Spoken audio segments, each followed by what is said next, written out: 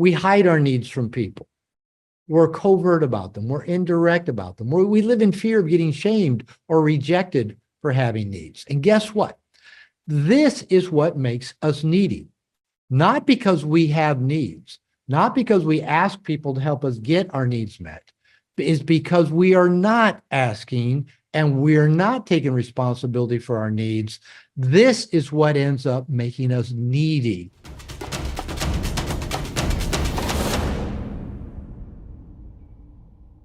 All right, let's talk about needs. All right, let me ask you guys a question. I can't see everybody on the call. We got over 32 people on the call. Or we got at least 32, counts me probably. And so I can't see everybody, but just kind of a show of manual hands. Have you ever been told by a woman that you're too needy? I have. All these questions, I'm going to say I've already raised my hand. Have you ever been told that your neediness is creepy? Yeah, maybe a few of us have heard that before. Do you work to hide your needs and your wants? Anybody ever do that? I spent most of my life doing that. Have you ever tried to never be a moment's problem to anyone? Maybe as a child in your family, maybe in a relationship, maybe at work. I don't want to rock the boat. I don't want to be a moment's problem. Now, Umberto, he put his digital hand up. He moved to the top of my screen. Nice work, Umberto. Yeah, by the way, if you put your digital hand up, it does move you right up in front of me. So I got no problem with that. Tom says, I want some attention too. So I got no problem with wanting attention. That's a good need to have. Since childhood, have you tried to be needless and wantless as if that was a possibility? Yeah, I see more hands going up. Have you believed other people's needs were more important than your own? Yeah, maybe like everybody's. Their needs are more important than mine. If your needs did get last, if any, did they come last? Oh, one more question that's not in my notes. Anybody in here ever used covert contracts to try to get your needs met? I'll read your mind and give to you so that then you'll read my mind and give to me. Anybody ever find out that doesn't work well? Anybody ever find out that people can't read your mind? Ever figured out that maybe you're not that good at even letting people give to you? Oh man, that was a real wake up for me to realize this is on me. Not only am I not good at inviting people to give, I'm a shitty receiver. That was a real, wake up call, probably about 15, maybe 20 years ago to really come to that. But it was a good wake up call. Okay, this is part one. Like I said, we're going to do a two-part lesson. Part one of aspiration number 11 of our Integrated Man series. And that aspiration is I aspire to make my needs a priority and surround myself with people who want to help me meet them. As I said, it's going to be a two-part lesson. Part two, we're going to talk about cooperative reciprocal relationships. If you've ever done a TPI workshop with me, you've probably gone through this program. And we can do it. I can present it in 20 minutes. And I promise you, if you do it, it'll change your life. It's changed mine.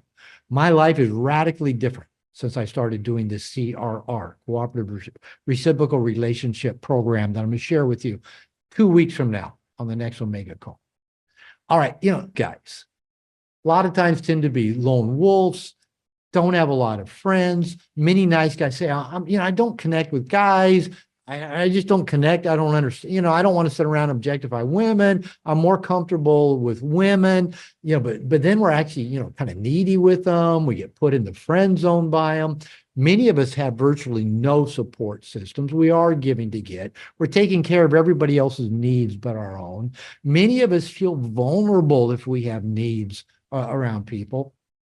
And one of the problems, in building Integration Nation, and I've dealt with this for years working with men, is that nice guys in general don't want to be with other people.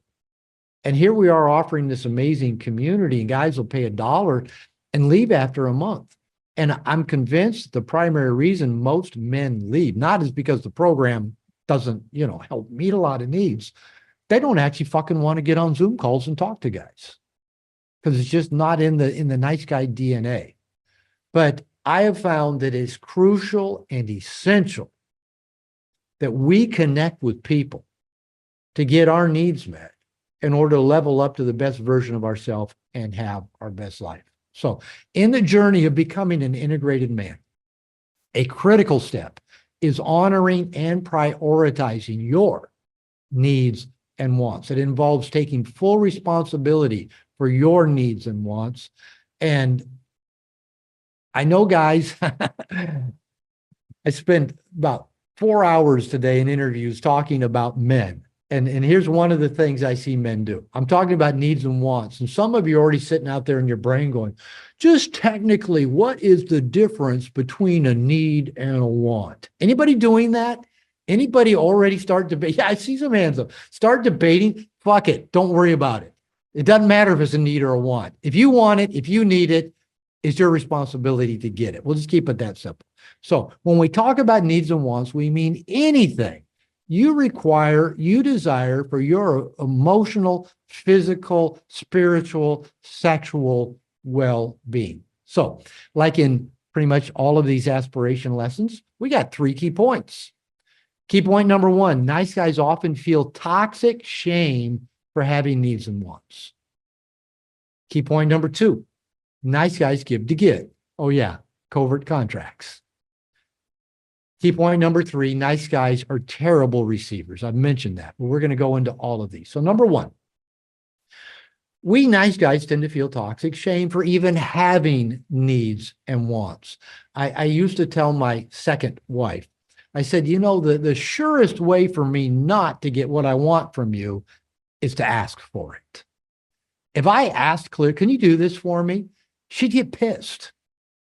Now, I internalized at a young age that everybody else's needs and wants must be more important. Dad, because he was kind of the narcissistic, self-centered, person that was kind of the dark hole in the living room that everything flowed through him. All right, dad's needs are more important. Well, mom's needs are important because mom doesn't get much. She sacrifices for everybody. So her need, and my little brother, oh, fuck, he was just, another dark hole of neediness. I better be needless and wantless. I better be, never be a moment's problem. I better give to everybody else so that they will be okay enough to come give to me. But underneath all that was a toxic shame about my needs and wants. Probably part of that came from fundamental Christianity, where I was taught, put everybody else first. That's actually a very non-Christian message. I know I've talked about that other times. Jesus said, love your neighbor as you love yourself. So, all love, the standard of all love is self-love. So if we're not fucking loving ourselves by taking good care of us, how are we going to love anybody else? Right? So it does have to begin with us, but most nice guys have a lot of toxic shames, and we believe everybody else's needs are more important than our own. Now, as adults, we hide our needs from people. We're covert about them. We're indirect about them. We live in fear of getting shamed or rejected for having needs. And guess what? This is what makes us needy, not because we have needs, not because we ask people to help us get our needs met, is because we are not asking and we are not taking responsibility for our needs. This is what ends up making us needy. And actually it turns us into that needy vacuum hose that people kind of, no, don't get close to me. Okay, so that's point number 1. Is that we often have shame. We think we're bad. We're doing something wrong. We think we're going to get in trouble if we have needs. I mean, how sad is that? How sad is that? Number 2, nice guys give to get. All right, we're all familiar with the covert contracts. I know many people have told me, Robert, no more Mr. Nice Guy. Number 1 takeaway, covert contracts. Covert contracts are all about giving to get. And they're called covert because they're covert, they're hidden. We're unconscious of it, and so is everybody else. Covert contract number 1. If I'm a good guy, then I'll be liked and loved. And the person I desire to have sex with me will desire to have sex with me, right? There's an if-then, a giving to get, a manipulation. Covert contract number 2. If I meet everybody else's needs without them having to ask, then they will meet my needs without me having to ask. And as we already mentioned, not only are we actually not that good at reading other people's minds, and we're usually caretaking, not caring, we're giving to people what we need to give to them so that we get our sense of, I call it borrowed functioning. We get our sense of value because look at me. I help other people. I fix other people. I give and sacrifice for other people. And the other part of that covert contract is that they will appreciate me and give back. So then covert contract number 3, if I do everything right, I'll have a smooth, problem-free world. Well, how's that working so far?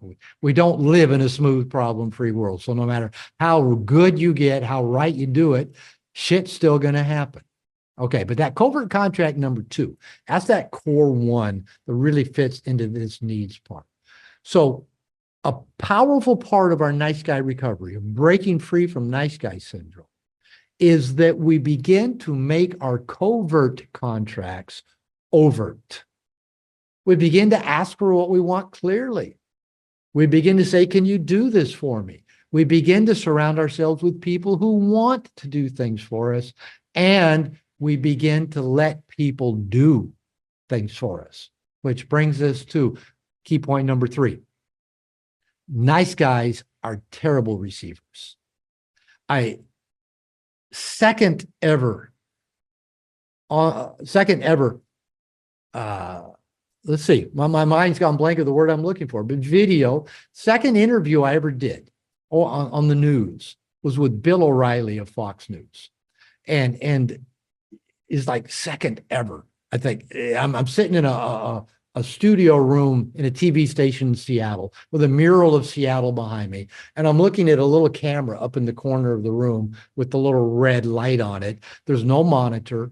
I don't know what anybody's seeing. I have to keep my attention on that red dot and talk to that red dot like I'm talking to my camera right now. And if you look around, it makes your eyes look shifty. So, I got all this kind of instruction before I went to do, this interview with Bill O'Reilly. I didn't even know who Bill O'Reilly was at that time.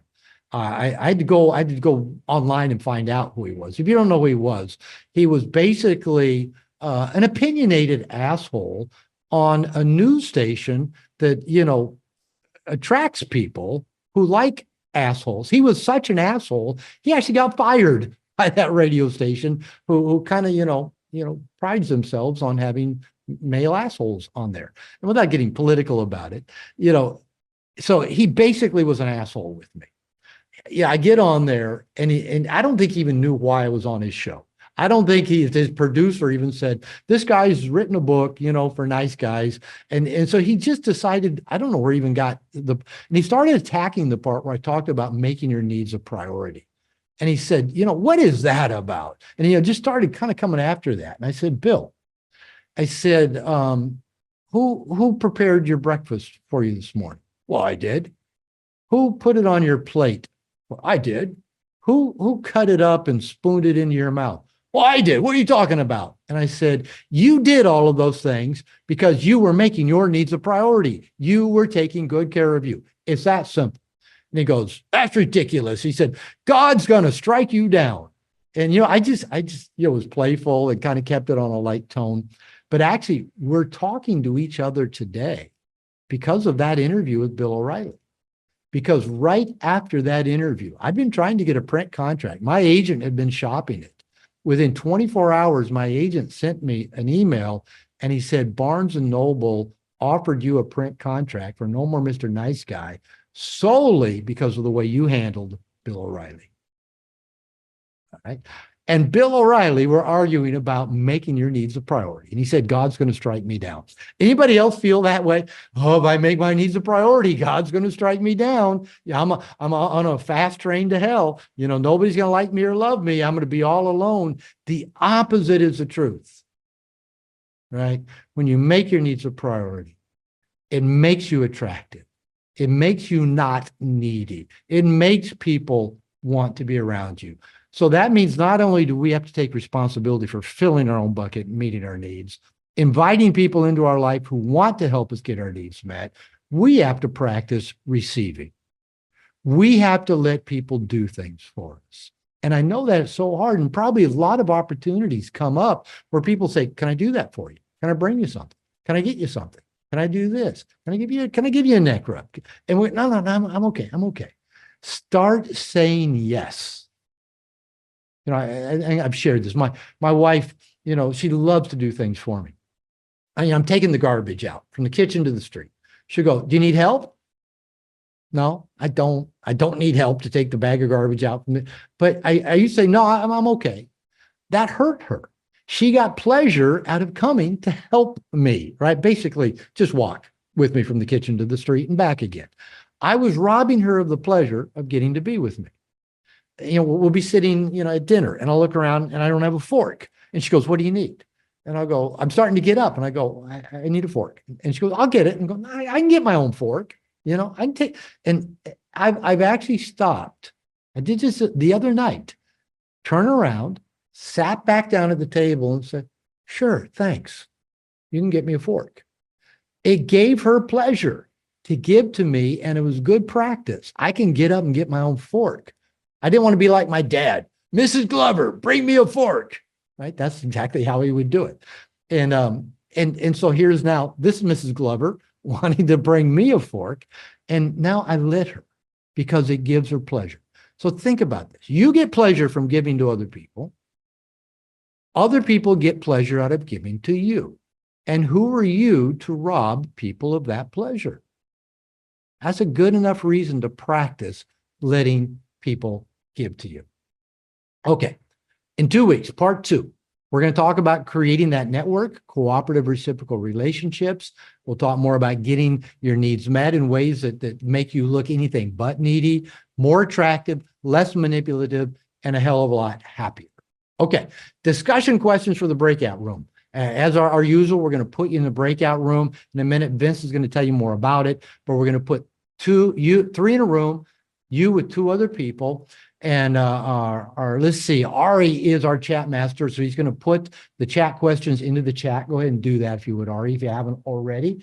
And the 2 questions are, number 1, share one of your most common covert contracts. Just share one. How do you give to get? Excuse me. Number 2, share one of the ways you rob people of the joy of giving to you. So one of your common covert contracts, one way you rob people of the joy of giving to you. Now, this week, I want you to be conscious of the following exercise. And the first one, this is excruciating, I know. This week, at least once a day, ask someone to do something for you that you can do yourself. Every time I give this assignment to nice guys, they get deer in the headlights. Oh, fuck, I'll be in trouble. People are going to have a big reaction. So at least once a day, ask somebody to do something for you can do yourself. And number 2, practice saying yes. Practice saying yes to people who do want to give to you. Okay. Coach Kevin, our doorman, is setting up our breakout rooms. We're not going to hit that button yet, right? Ari's going to post those 2 questions he already has in the chat. Good for you. And I'm going to hand it back to Coach Vince, our host, who's going to walk you through the breakout rooms. I'll see you guys when you get back from breakout rooms. We're going to have some Q&A. We can talk about getting your needs and your wants met. So with that, I'm in.